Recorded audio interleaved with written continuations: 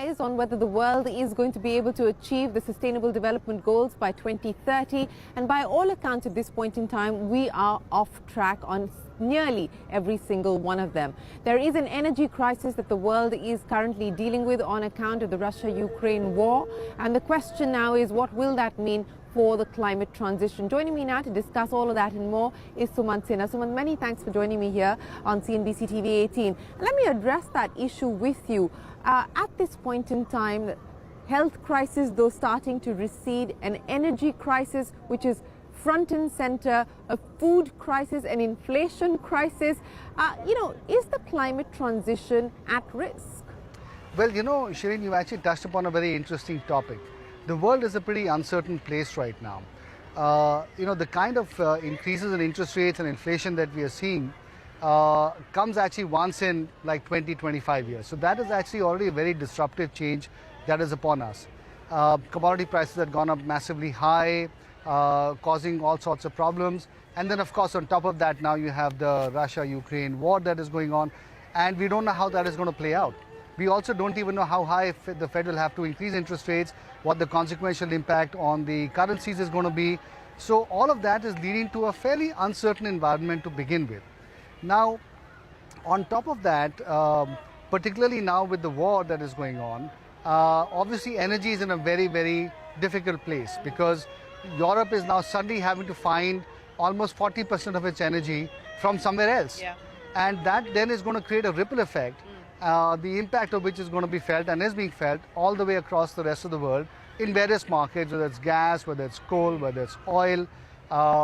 And on top of that, of course, every country is trying to make sure that they have a deeper and better focus on energy security and so on as well. And therefore, it's causing a lot of changes right now in the energy transition, which is already creating its own disruption in the energy market. So all of this is just adding to this, this whole global macro. This energy crisis is really making the whole energy transition even more complex than it was earlier. So we're in a bit of a very interesting spot right now. And I think everybody has to think very carefully about how to navigate through this, both countries as well as corporates. So let's talk about what corporations can do at this point in time. And what's the impact, for instance, for a company like yours in this mix of uncertainty?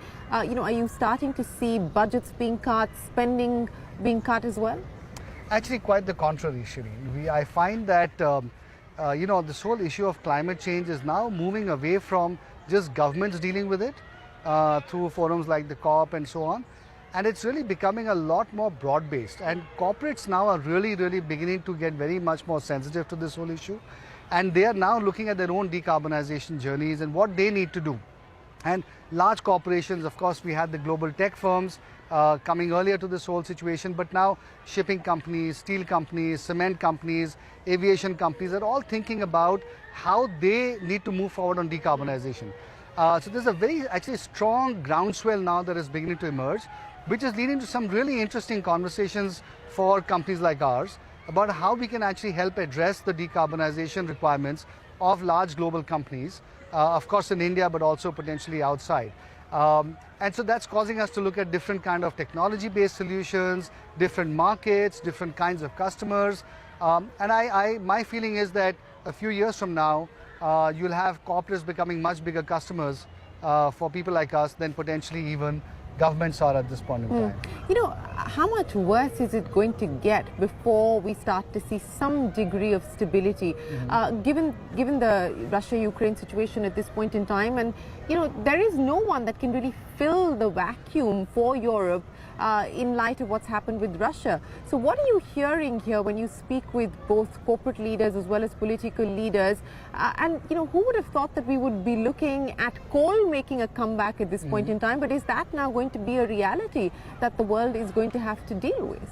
Yeah, actually this whole energy crisis is not good for climate change at all, as I think as a first step. Because, when people in Europe have a situation where as I said, 30-40% of the energy supplies are suddenly having to get resourced from elsewhere. It's going to impact the industrial base. It's also going to lead to a lot of cold homes in the winter. They'll have to look at energy rationing. At the same time, the prices of energy have gone up dramatically, almost 10 times, 15 times. Price caps are being imposed. Windfall tax are going to get levied by European governments. So it's going to lead to a very uncertain environment here not here, but obviously in Europe. And it's going to take many years to sort that problem out. Now, I think the longer term solution is still not apparent. What is going to replace Russian gas? Is it going to be coal? Maybe only up to a point, because there aren't that many coal plants in service any longer. Nuclear is a possibility, right? And of course, then renewables will take time. But it certainly is something that is being ramped up as well. So I think it's going to take a few years to find solutions. And unfortunately, you're right, coal, gas will therefore make a comeback. And that's not really good for the climate, because ultimately all of these are going to lead to investments that will have to generate returns over a longer period of time. And how European governments deal with that is something that we'll have to wait and see.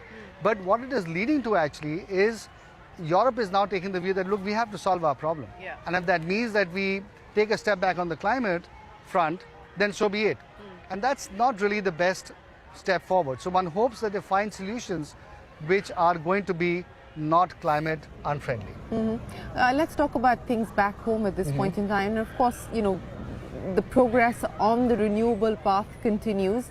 You've had some big milestones that the company has managed to achieve through the course of the year. How does the domestic market look today? It looks pretty good, I would say, honestly speaking. There are a number of changes that have happened. Of course, India's power demand, as you know, has picked up dramatically this year. We're looking at 6 or 7% growth. Hopefully that normalizes out to 5% plus even over the next decade. And therefore, there is going to be a lot of power generation requirement. And as you know, the government, of course, has really pointed us in the direction of renewables to fill that gap. And so renewables will therefore, really become quite a lot more, I think, dominant as, in terms of incremental capacity addition. Round-the-clock power is going to become a very important trend that is going to emerge as DISCOMs start trying to firm up their grid management. Solutions around wind and solar and storage, that's going to become very important. At the same time, companies are actually also now buying. And the interesting thing is that over the last year or so, almost a quarter of our total new PPAs are actually with companies directly. And it's now become 10% of our total portfolio of about 13,000 megawatts. So it's actually growing quite substantially. So it's really good to see that. I think between all of these things that are happening, continued growth in in a different manner, it's going to lead to, I think, continued explosion in India. The one other thing that I would say is that the government has come out with these late payment surcharge rules, where they are now really putting pressure on DISCOMs at the state level to start paying up or face curtailment of access to the exchanges, which is really causing them to We just saw that happen. Yeah, exactly. And so that is really causing DISCOMs to start paying up a lot better. And I think if they are able to hold the ground on that, and with the coming of the new Electricity Act, hopefully it'll get passed this winter. It's very, very important for that to happen, because that really looks at reforms on the DISCOM side as well, along with a whole bunch of other things. And so if between all of these different things that the central government is doing, there is a real possibility for us to have a much stronger and healthier distribution sector, and therefore the overall power sector. So I would say things are moving in the right direction right now in the country. What's the outlook in terms of pricing? What's the trajectory looking like? So, auctions haven't happened that much in the last few. Of course, has been increased from 5% to 12%, so that itself is going to have an impact. Secondly, module prices globally have gone up because of commodity prices. Wind turbine costs have also gone up. So as a result of all of those factors, you'll probably see tariffs go up a little bit, but of course we'll have to wait and see for the auctions to actually happen, for the price discovery to work its way through. But I wouldn't be surprised if you actually see tariffs go up to 3 rupees or even higher than that, compared to the early 2s that they got to for solar particularly, let's say a couple of years ago. So I think that's what's going to happen. But look, all said and done, it's still going to be much cheaper than coal-based power. So I think it's still a win-win for everybody. So let me ask you about what the outlook is now in terms of the next milestone that you're hoping to clock. Shireen, to be very honest with you, right now, there's so much going on in our sector in terms of new technologies, new markets, as I said, corporates coming to the party. So I think it's actually very exciting. So the next milestone for us really, of course, we want to cross 10,000 megawatts as soon as possible. That will probably happen in the next year and perhaps even less than that.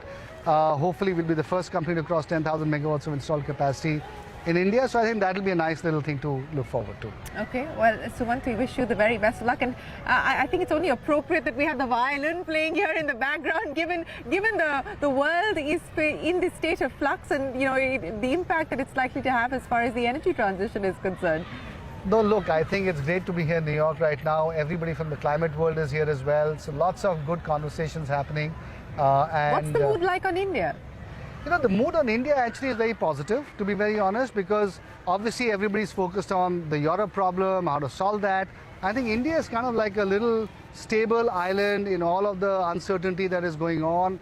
I think the government's targets are very well accepted and recognized and appreciated. Our NDCs have been given, which are very positive as well. So I think in general, India is seen as being a big part of the positive side of the story as far as climate change is concerned. Well, thanks very much, Sumant, for joining us here and speaking with us. Appreciate your time.